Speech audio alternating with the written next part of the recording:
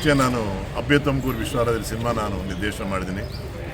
ನೀವೆಲ್ಲರೂ ತುಂಬ ಪ್ರೀತಿ ಮಾಡಿ ಆಶೀರ್ವಾದ ಮಾಡಿದಿರಿ, ಸಂತೋಷ. ಸೆಪ್ಟೆಂಬರ್ 10 ವಿಶ್ವ ಆತ್ಮಹತ್ಯೆ ನಿವಾರಣಾ ದಿನ, ವಿಶೇಷವಾದಂಥ ದಿನ.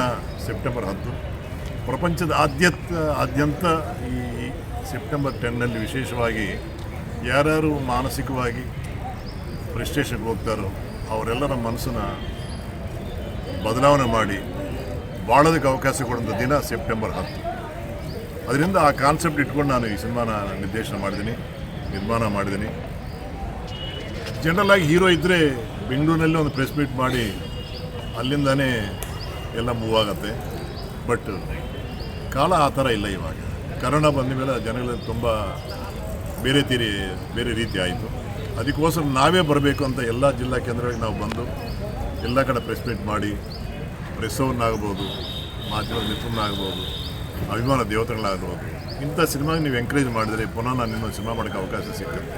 ಸುಮಾರು ಇದು 335ನೇ ಚಲನಚಿತ್ರ. ಒಂದು ಸಾಯಿ ಪ್ರಕಾಶ್ ಅವರ 105ನೇ ಚಲನಚಿತ್ರದಲ್ಲಿ ನಾನು ಒಂದು ಮುಖ್ಯ ವಿಲನ್ ಪಾತ್ರ ಮಾಡ್ತಾಯಿದ್ದೀನಿ. ಈ ಸಿನಿಮಾ ಬಂದು ಯೂನಿವರ್ಸಲ್ ಸಬ್ಜೆಕ್ಟ್. ಇದು ಪ್ರಾಣ ಯಾವುದೇ ಮೂಲೆಗಾದರೂ ಒಂದೇ, ಬೆಂಗಳೂರಲ್ಲೂ ಪ್ರಾಣ ಅಷ್ಟೇ, ಕಲಬುರಗಿಲೂ ಅಷ್ಟೇ, ಎಲ್ಲ ಕಡೆನೂ ಅಷ್ಟೇ ಪ್ರಾಣ. ಸೊ ಒಂದು ಸರಿ ಪ್ರಾಣ ಕಳ್ಕೊಂಡ್ರೆ ಅದು ಮತ್ತೆ ಯಾರಿಂದಲೂ ಬರ್ಸೋಕ್ಕೆ ಸಾಧ್ಯನೇ ಇಲ್ಲ. ಅದು ಬದುಕಬೇಕಾದ್ರೆ ರೂಪಿಸ್ಕೋಬೋದು. ಒಂದು ಸರಿ ಬಿದ್ದರೆ ನೆಕ್ಸ್ಟ್ ಟೈಮ್ ಅದನ್ನು ರೂಪಿಸ್ಬೋದು. ಆದರೆ ಒಂದು ಸರಿ ಪ್ರಾಣ ಕಳ್ಕೊಂಡ್ರೆ ಮತ್ತೆ ಯಾವ ದೇವರು ಬಂದರೂ ಕೂಡ ಪ್ರಾಣ ಕೊಡೋಕ್ಕಾಗಲ್ಲ. ಅಂಥ ಒಂದು ಸಬ್ಜೆಕ್ಟನ್ನು ತಗೊಂಡು ಈ ಸಿನಿಮಾ ಮಾಡಿದ್ದೀವಿ. ಈ ಸಿನಿಮಾದಲ್ಲಿ ಬಹುತೇಕ ಎಲ್ಲ ರೈತರ ಪ್ರಾಬ್ಲಮ್ ಇರ್ಬೋದು, ಸ್ಟೂಡೆಂಟ್ಸ್ ಪ್ರಾಬ್ಲಮ್ ಇರ್ಬೋದು, ಬಿಸ್ನೆಸ್ ಮ್ಯಾನ್ ಪ್ರಾಬ್ಲಮ್ ಇರ್ಬೋದು, ಪ್ರೇಮಿಗಳ ಪ್ರಾಬ್ಲಮ್ ಇರ್ಬೋದು, ಈ ರೀತಿ ಹಲವಾರು ಪ್ರಾಬ್ಲಮ್ಗಳನ್ನ ತಗೊಂಡು ಅದು ಜನರಿಗೆ ಮೆಚ್ಚುವಂತಹ, ಮುಟ್ಟುವಂಥ ಕಥೆಯನ್ನು ನಿರೂಪಣೆ ಮಾಡಿದ್ದಾರೆ ನಮ್ಮ ಸಾಯಿ ಪ್ರಕಾಶ್ ಅವರು.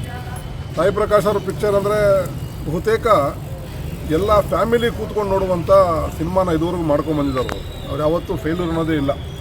ಸುಮಾರು 95% ಸಕ್ಸಸ್ ರೇಟು ಅವರ ಒಂದು ಹಿಸ್ಟ್ರಿಲಿದೆ. ಅವ್ರು ಮಾಡಿರೋ ಸದೈಪೇರು ಚಿತ್ರಗಳಲ್ಲಿ ಶಶಿಕುಮಾರ್ ಇರ್ಬೋದು, ಜಗ್ಗೇಶ್ವರ್ ಇರ್ಬೋದು, ಮಾಲಾಶ್ರೀ, ಈ ರೀತಿ ಹಲವಾರು, ಶಿವರಾಜ್ ಕುಮಾರು, ಈ ರೀತಿ ಹಲವಾರು ನಾಯಕ ನಟರು ಇವತ್ತು ಕರ್ನಾಟಕದಲ್ಲಿ ಹೆಸರುವಾಸಿಯಾಗಿದ್ದಾರೆ. ಅವರ ಒಂದು ಬದುಕನ್ನು ಒಳ್ಳೆ ರೀತಿ ರೂಪಿಸ್ಕೊಂಡಿದ್ದಾರೆ.